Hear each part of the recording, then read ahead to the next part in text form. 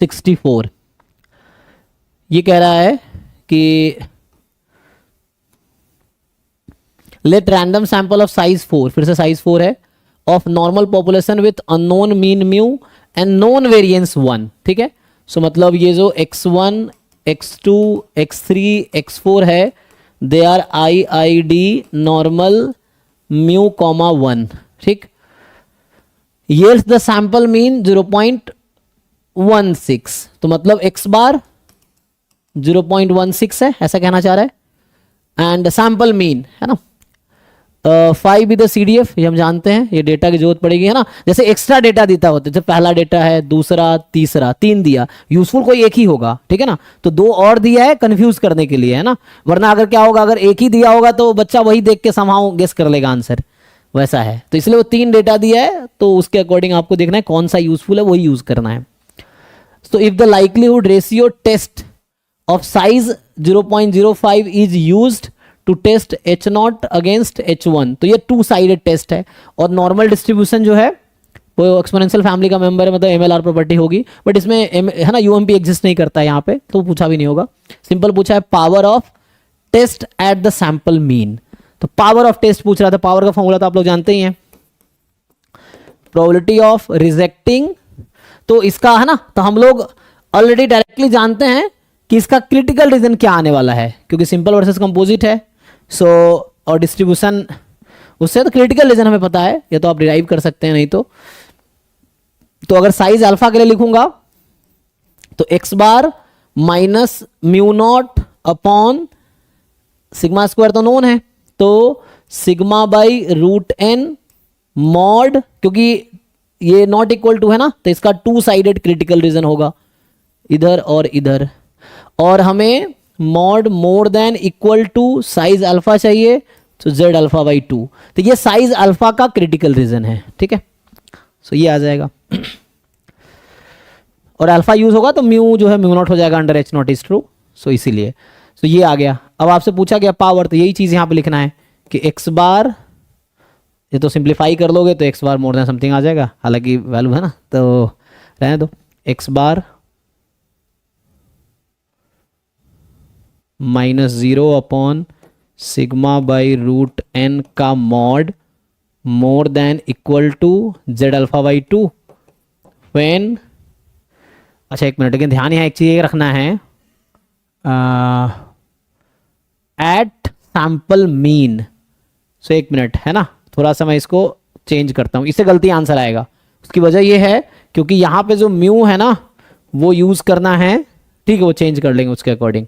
क्या यूज करना है म्यू, कितना था 0.16 ये है, तो इसको मैं ठीक से सॉल्व करता हूँ, एक मिनट।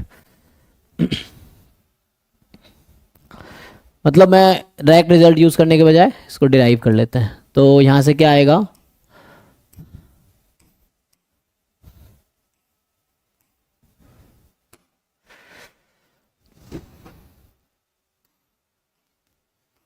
तो उसमें सीधा सीधा वो भी यूज करता हूं अभी के लिए, कि जो क्रिटिकल रीजन आती है x bar minus mu upon sigma by root N mod more than equal to some k। ठीक है, ये क्रिटिकल रीजन है। अब अल्फा यूज करेंगे तो ये आ तो जाएगा, ठीक है, उसके अकॉर्डिंग चेंज कर लेंगे, वो भी सीखता कि अगर जब हम अल्फा यूज करेंगे तो तभी यूज करेंगे ना जब ऐसा होगा। तो यहाँ पे क्या आ जाएगा, ये तो वही आ जाएगा जो मैं लिख रहा था, z अल्फा बाई 2, और जब अल्फा तुम यूज किए होगे तो म्यू को म्यू नॉट रखे होगे ना। सो ये है, और ये वैल्यू कितनी है पहले, मेन तो ये पॉइंट है। हाँ के से ही आ गया था, हाँ, उससे भी हो जाएगा, के रखने रे रख 0.05 दे रखा है, साइज दे रखा है, तो प्रोबेबिलिटी रिजेक्ट H0, तो mod x bar greater than equals to k उससे भी आ जाएगा। Equals to 0 equals to 0.0। तो पहले के निकालना पड़ेगा उसके लिए हमें, फिर वो निकालना पड़ेगा ना, वही कह रहा हूँ। तो इससे जैसे अगर वैसे करें नॉर्मली कि यहाँ पे सिंपली है तो वही चीज़ आएगी ना, आएगी तो वही चीज़ है। तो ये वैल्यू कितनी होगी, अगर मैं बोलूँ कि यहाँ पे मुझे अगर चाहिए, ये अगर है तो what is z alpha by 2, इस क्वेश्चन में गिवन है, देख के बताइए। z 0.025, क्योंकि अल्फा तो मेरा 0.05 है, तो अल्फा ये होगा। ये क्या है इस क्वेश्चन में, नोटिस, हाँ नोटेशन क्या कहता है नोटेशन कहता है कि इसके आगे की प्रोबेबिलिटी 0.025 होगी, पीछे की प्रोबेबिलिटी 0.975 होगी। तो ऐसा कौन सा पॉइंट है जिसका CDF 0.97, जैसे उन्होंने बताया, तो 1.96, तो दिस इज 1.96 है ना। ऐसा पॉइंट जिसके पीछे की प्रोबेबिलिटी 0.975, 5 इज द CDF। तो CDF at 1.96 is 0.975, so means this value is 1.96। चलो इससे ही कर लेते हैं, कोई दिक्कत नहीं। तो ये 1.96 है, ठीक। तो हमें क्या चाहिए अब खोल सकते हो इसको मॉड को, क्योंकि यहाँ पे मेनली मॉड में ना वो लाना पड़ेगा, हमें सिंप्लीफाई करके लाना पड़ेगा ना। तो मुझे लगता है इससे कैलकुलेशन लेंदी होगा, मुझे ऐसा लगता है, then that value. So power, चलो देख लेते हैं करके। So power is probability of rejecting H0। तो यहाँ मेरी के की वैल्यू सर 0.98 आई थी। किसकी? मेरी के की वैल्यू थी 0.98। हाँ, तो वो इसलिए आई थी क्योंकि यहां से कर देता हूं, मॉड x बार मोर देन, इसको राइट में ले जाओ, तो sigma by root N into 1.96। Sigma कितना है यहाँ पे 1, रूट एन कितना है 2 और 1.96, तो ये वही आई जो आपके आंसर आई थी, ठीक है। तो वैसा ही, क्योंकि आपने ये लिया था ना मॉड x बार मोर देन k, तो वो k आपका ये आया, तो वही चीज़ है। सो ये लिखना और वो लिखना सेम है। सो मतलब इसी को आप ऐसा लिखो, तो यही चीज़ें रिड्यूस हो जाएगी, mod x bar more than 0.98 more than equal to, तो ये और ये लिखना बराबर है, ठीक है। So okay, no problem. अब हम सीधा पावर निकालते हैं। सो पावर का जो फॉर्मूला है कि प्रोबेबिलिटी, यही चीज़ मेन इसका ना सॉल्व करना है। चलो ये इसी को सॉल्व, इसी को हमने सिंप्लीफाई करके ये लाया ना, क्योंकि ये इसी से सिंप्लीफाई होकर ये आया, या डायरेक्टली ये कंसिडर भी कर सकते हो। So more than equal to 0.98 given mu is equal to 0.16। आपको ये कैलकुलेट करना है एक्चुअली, देखिए। So now this is your question actually कि रिजेक्टिंग H0 है ना, इंस्टेड ऑफ राइटिंग दिस ये भी लिखेंगे सेम चीज़ है, क्योंकि दोनों इक्विवेलेंट ही है। So mod x bar more than equal 0.98 given mu is 0.16। अब इसको समहाउ आपको म्यू अब यूज करना है। तो अब जो अब x बार का डिस्ट्रीब्यूशन आप सबको पता ही है कि जो x बार का डिस्ट्रीब्यूशन लेते हैं normal mu sigma square by n। तो अब ये जो म्यू है आपको ये 0.16 यूज करना, वो नहीं जो H0 में था, क्योंकि अभी आपको ये गिवन है, तो दिस यूनिट टू यूज आगे, है ना। सो देखो सिंप्लीफाई कर लेते हैं। सो पहले खोलना पड़ेगा मॉड को हमें। सो x बार, सो 1 माइनस कर दें, ये ठीक है, मुझे लग रहा है ये क्या करूँ और सही है -0.98 1 माइनस करके कर लो ना, तो 1 माइनस करेंगे तो बीच में आ जाएगा ना, तो -0.98 से 0.98 हो जाएगा। कोई बात नहीं। सो यहाँ से क्या आ जाएगा, मतलब समहाउ मॉड खोलना ही पड़ेगा, मोर देन दिस और लेस देन दिस। मैं कह रहा हूँ कि 0.98 इस तरह से कुछ, या जरूरी नहीं इसमें होगा।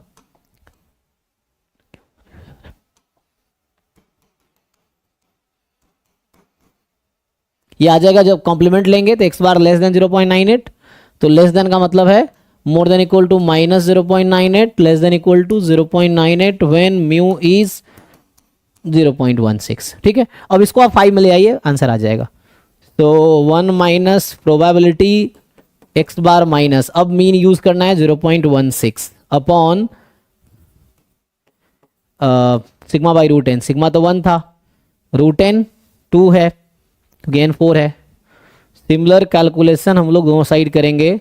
सो 0.98 माइनस 0.16 अपॉन 1/2 माइनस 0.98 माइनस 0.6 है ना 16 अपॉन दिस।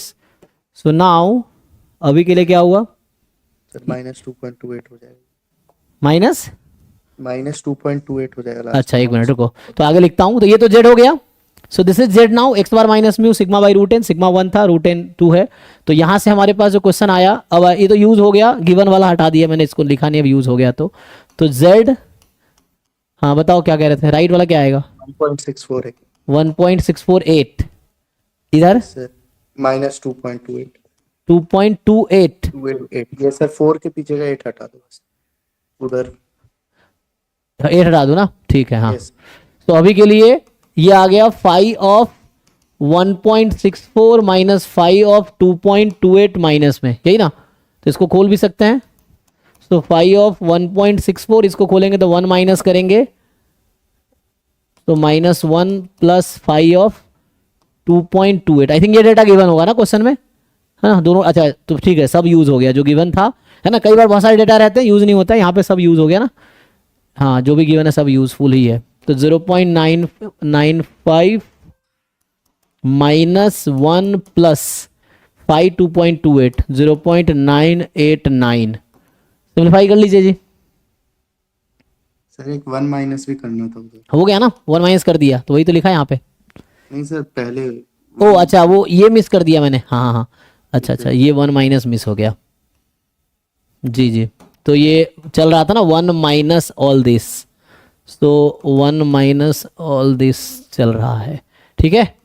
तो ये हो गया 1 माइनस ये कैलकुलेशन, तो ये चल रहा है 1 माइनस ये पूरी कैलकुलेशन। तो कर लो इसको, ठीक है ना। 1 माइनस अब बताओ सिंप्लीफाई करके फाइनल आंसर क्या आता है। सर 0.061।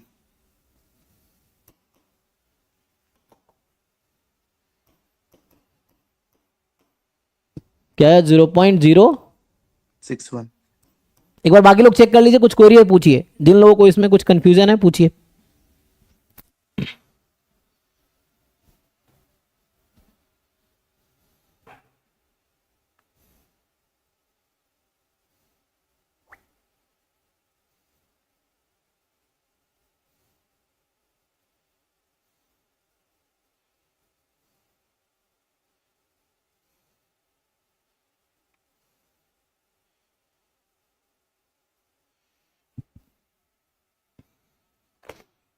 डन, चलिए। तो अभी के लिए अब लास्ट क्वेश्चन होगा इस पेपर का। तो ऑलमोस्ट हमने सारे क्वेश्चन इस पेपर में डिस्कस किए हैं ना, पिछले 4 क्लास से ही डिस्कस कर रहे हैं।